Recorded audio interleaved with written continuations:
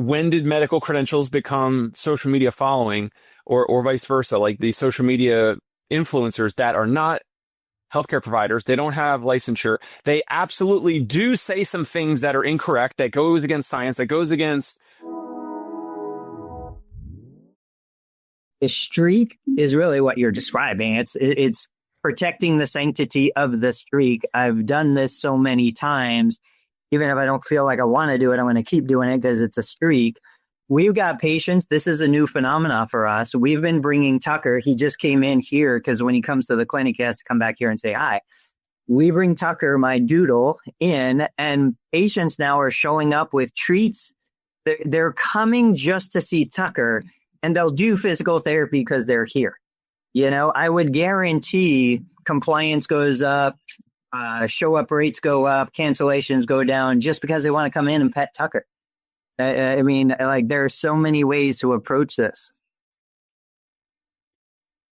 So what would you do? What would you do to create if someone said I'm opening a clinic, I'm a year old, I've been in business, but I need a little boost. If someone suggested this, would you suggest it as a viable option?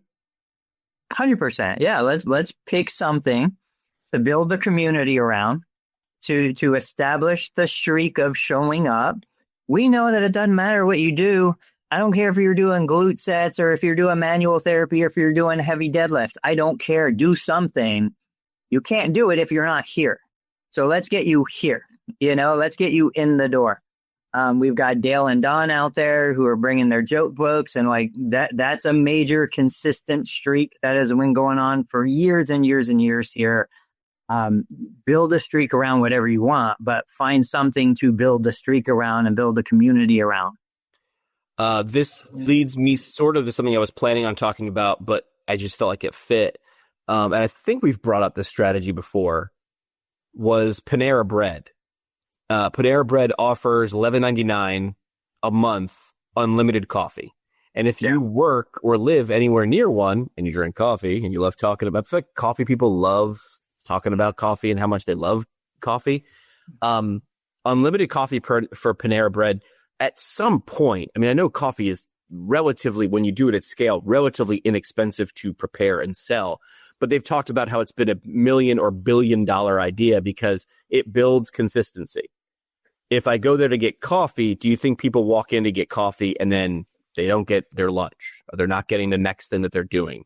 Or now if it's a jump ball, if they're at work and their coworkers are saying, where do you want to go for lunch? It's like, well, you get free iced coffee over here, or I could not get free. I've already spent that $12. I feel like it's owed to me. So this is a strategy that I know Tony has talked about before. I just feel like sometimes people might look at things we talk about on the show, and that's okay, and say, well, that works there, but that wouldn't work here. Or that's not what I do, which is 100% fine. Or I don't know if I could do that. This is just showing that their whole goal was to build a habit. And now you have a Panera habit in a good way. And they've got you on the hook. Similarly to Amazon, I've already paid the Amazon Prime fee. So where am I going to shop? I've got that free shipping. So these are the psychological principles that are at play. You can use these things for your advantage, especially if you're upfront about it, especially because if you believe in the thing that we sell, which is health, wellness, becoming something different, a transformation, I'd actually say it's your professional duty to use and pull all the levers that you have to pull to get someone to do something. So I thought the Panera Bread example was interesting. I think Dave does a great job with that. Dave has the capacity to deliver that kind of connection and experience with his clients, with his team's clients. He's talked about things that he's done in the past that exceed the expectation. If you're able to do it, why not? Yeah, but you can't do it if you're struggling at a minimum wage reimbursement. Let me mention real quick, because now we've kind of moved into these relationship connections. So yesterday, I never buy supplies. I just hardly ever do. If I do, I just go straight to Amazon. I buy whatever is quick and easy because I know it's going to be here tomorrow and I know it's probably priced competitively. I haven't done iontophoresis, if you guys remember that, in at least 10 years. I had a box of ionto patches. Dave, do you ever use those? It's been, I did in my first job, my first couple years out of school, yes, but it's been a while. So you used to use the phareser, a little machine. Patient would have to sit there for 30 minutes or whatever. Now they have patches that are self-contained. They're pretty cool. And superficial conditions like, lateral epicondylitis, whatever. So yesterday I've got a referral for a patient. I want to use Dex. I need to get this guy back to sport like immediately. He needs to cover the symptoms. He's got 2 more weeks left to play. Then he's got months off. Let's just get you back in. So I'm out of patches. I've got the dexamethasone. I don't have any way to dispense the dexamethasone. I go to Amazon. They don't have any patches in stock. I'm like, crap, what am I? Start searching. Walmart doesn't have any, walmart.com. I go to my last resort, which should be my first choice, David Ruin. I'm like, hey, David, I know I've never bought anything from you. You have no reason to help me on this. But listen, you guys, I was on your site. I'm looking for a patch. What can we do? And like, David is not a salesperson. This is his company and then, all this stuff. And he still took the time, hooked me up, got me two boxes of patches, 12 patches total, shipped out like yesterday. He's like, we get it out right now and get it to you. I'm like, well, what do I do about paying? He's like, look, I know where to find you. I'll send you an invoice. That was amazing, and that's the kind of thing that whether it's a patient who calls Dave, I haven't seen you in a couple years. My back's killing me. I need help like right now. Or it's a guy like David who's helping me out of a jam because I've got this athlete that literally every single day counts for him to get back to the state meet. We leverage those. Obviously, they have to be bi-directional. Like I have to extend something good back to David. That's probably why I'm mentioning it here. But these are some of the connections that I think are run deep in the profession, and we can really leverage in both directions, to help both of us. Love it. All right, Kittle, you shared something about credentialing, social media credentialing. It was in the group chat. Social media credentialing. I'm trying to remember. Let me pull it up. Letters. Jimmy will find it. It says, when did medical credentialing become social media following?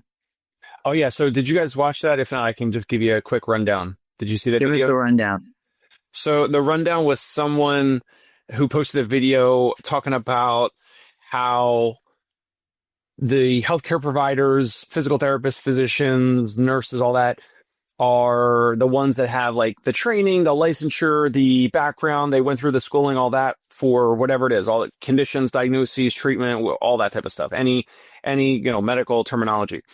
But the ones that get the most attention are these I don't think the video mentioned specifically, but I'll jokingly say like the health coaches or like these people that like all of a sudden like they gave birth once and now all of a sudden they're like a pre and postpartum mommy coach to help diastasis recti and leakage and incontinence and all this other stuff. And it's like, it is a little crazy.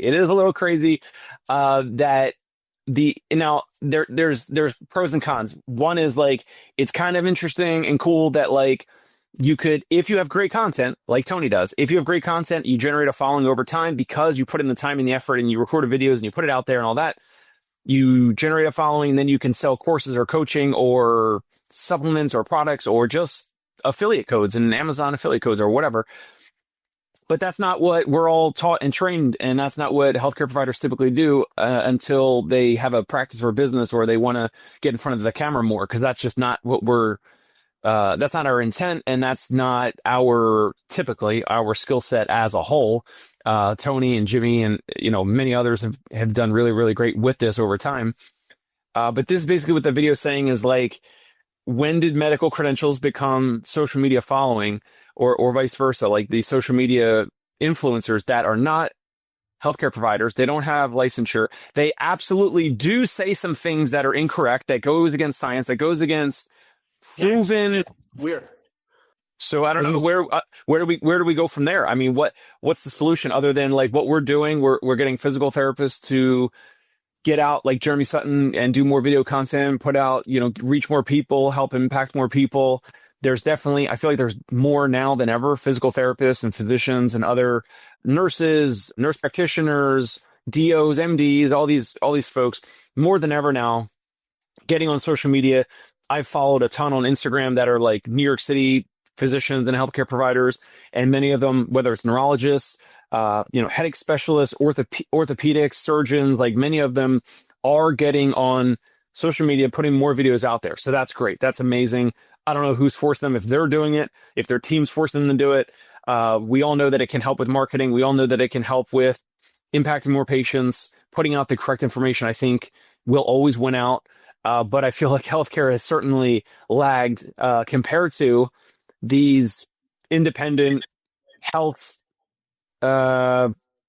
personalities or whatever, whatever we want to say, that just because they had one experience, now all of a sudden they can put out their own thoughts and their opinions on medications and contraindications or treatments or whatever. And so it's a little bit of the wild, wild west, but it's also a little bit of like there's more healthcare providers getting out there and getting popular on social media. So I don't know. I think this has always been. I think it's now it's a lot easier to spread. Jenny McCarthy has had a mountain that she's loved to die on for years.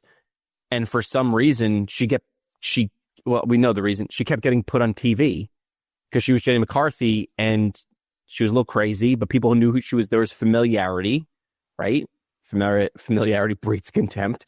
There was familiarity, and she said some crazy stuff to keep people watching. The problem was ideas spread like viruses. So people listened to her, right or wrong, based on nothing other than because she said it. There's a famous quote that I'll hack, which is like, repeat a lie often enough, and it starts to taste like the truth. Now it is infinitely, the cost to doing this is, basically zero. We can reduce the cost of this by 300, 500, 1,000%. People are paying you now to create content. That actually works. You are reducing the cost of creating content to a cost below more than 1,000%, because now organizations will pay you. You are the product that you are now being sold. So it's just infinitely easier. And the problem is, if you ask someone for their opinion, they're going to give it to you. And now it's really, really easy to make a following and make a living off doing that, right or wrong. And they don't have licenses, as we've talked about before. There's no repercussions, right? What are they going to do? Take your licensure away? You can't do it. Could you find someone civilly liable for spreading misinformation? Maybe. I'm not a lawyer, but I think that's really, really hard it would be really, really hard to do. So it continues. Where will this go? I don't know. I think this might lead into a large conversation of like, what does this thing that wasn't around when I graduated college, kids, social media turn into in the future? I've been sharing some of those. Have you guys played around with Sora at all? Yeah. I've seen Tony been doing it. Looks incredibly easy. I haven't dug into it just yet, but looks incredibly easy to create videos that for half a second, you're like, wait a second. Oh, I got it. That's not, one of my former bosses is still a morning show host, and he's like diving off the roof of a car at a Bills game. I'm like, he's not there. I get that. But like, these are laughable right now. In 6 months, 18 months, what is it going to be distinguishable from what we shoot or record? I don't know the answer to that. Where will that go? I can't even see around that corner. Yeah, but going back, you said it's been around forever. Like the whole snake oil salesman idea, like if you have a horse and a buggy and you can go town to town, as long as you stay ahead of the angry people in the last city you left, you can keep selling your magic sap, like there's no difference in that. And so I'm getting called out in my group, which is totally fine. And I'm being told effectively that like I am the problem. I don't believe in the science, all this stuff. It goes back to the OT goal that PTs can't make goals for ADLs or can't use ADLs in treatment. Okay, that's fine. Like, and so there's apparently randomized controlled trials, studies that were done proving the fact, I don't understand, I got to go back and look at them, that PTs can't use ADLs for goals. Just because you tell me I can't doesn't mean that I can't. If you want to tell the profession at large they shouldn't, that's fine. You can do that. But I'm like, if I'm qualified and trained and I can do it, like, I don't care what everybody else is doing, So it is what it is. There's always going to be disagreement. That's what makes it so great, is that we can have these disagreements. The person who's telling me this is an awesome therapist. They're like, I would never take anything away from that person. But yes, hanging a shingle and just being like, hey, I'm an expert. I see it in people who are licensed. I see it in people who are unlicensed. I see it all over the place. There's plenty of people with MD after their name selling some crazy ass stuff. So there's a great conversation. I saw a snapshot of a conversation. Dr. Mike Tortovic? Yeah. MD with a social media following. From what I wanted to send you, talk about that, because I wanted to send you a video that he did that I think you're going to reference. Yeah, he was talking with, and I didn't know the guy he was talking with, but the guy he was talking with sells prebiotics.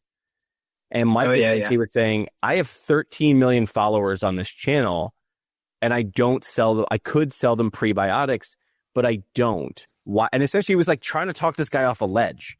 And he was like, why don't you think I could make a lot of money selling? I could sell your prebiotics on my YouTube channel that has 13 million followers. Why do you think that I don't?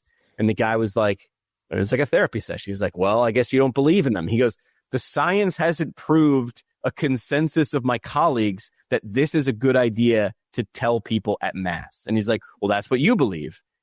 I love the example of, so this might be a condition of like also what we were talking about at the beginning of the show, right? It's been hammered in everyone's head. We all have an opinion, and our opinions are all worth something, right? And they're all equal. But that last part isn't true. And here's the example I'll give. My dad was sitting here at pre-stroke, and we both had an opinion, and they're both equal. But the house was on fire, and I said, I think we should run to the basement. And my dad, who for 25 years fought fires in New York City, said, no, we should jump out the window because fire's going to do this. What should we do? Well, we should sit still and wait for a third person to arrive because our opinions are equal.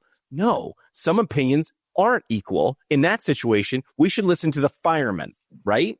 So in this conversation, that's what it felt like. It felt like a fireman, Mike, a medical doctor, was talking to this other guy. I don't know his credentials, but I know it wasn't medical doctor, was saying, I know you sell prebiotics. Help me logic this. I like to make money, says Dr. Mike. Why aren't I selling prebiotics at mass? Because they're not a consensus good idea to do that. And the other guy was like, that's your opinion. Our opinions are equal, but they're not. So correct. Agreed. Your 100,000 followers on Instagram means you're very good at creating followers on Instagram, but we do confuse size of following with validity of words and your cred, right? Your credentials and cred. Two different things. Sound similar, but one is like credibility or clout. Maybe we'll start talking clout. Your clout online does not directly equal credibility. Look at all you nitwits who listen to my podcast when I started as a PT student. You're listening to a podcast hosted by a PT student. I didn't know anything. I was smart enough to say, I'm going to hold the microphone and put smart people in front of the microphone or the camera. We didn't have a camera back then. But I let them hang themselves or lift themselves by their own words. Like, I was very clear. This person is giving their opinion, and if there's a different opinion, I will listen to it. So my lack of cred was my clout. I was like, I don't know this, but we're going to get to the bottom of it. I'm going to make someone use their own words. So we're wrapping up the show. The clip that I saw that you weren't talking about, same Dr. Mike guy. He was, I don't remember if he was in front of a conference talking to a group of other physicians, but basically what he was saying was, look, we have this incredible knowledge base, research, support, all of this stuff, but somebody with none of it has a big social media platform. They produce a video that reaches tens of millions of people. completely like off base. Then the AMA comes out and puts this little tweet saying that, that's inaccurate information that reaches 1,000 people. Is like, why don't we have more people like me, he's saying him, out there, reaching millions. Now, I would say, obviously, you got to have like the looks. He's got it. He's the right age. He's the right demographic. He's got the right personality. Like, you've got to have the other mixture of things to get to that point where you can build a platform that now he's built. Now he can lift other people up and he can do other things. But I thought it was really interesting that he was trying to show the AMA, just like others have tried to show the APTA, look, we need to leverage social media. It's not about putting out the same ridiculous dry statistics that this many people follow a year.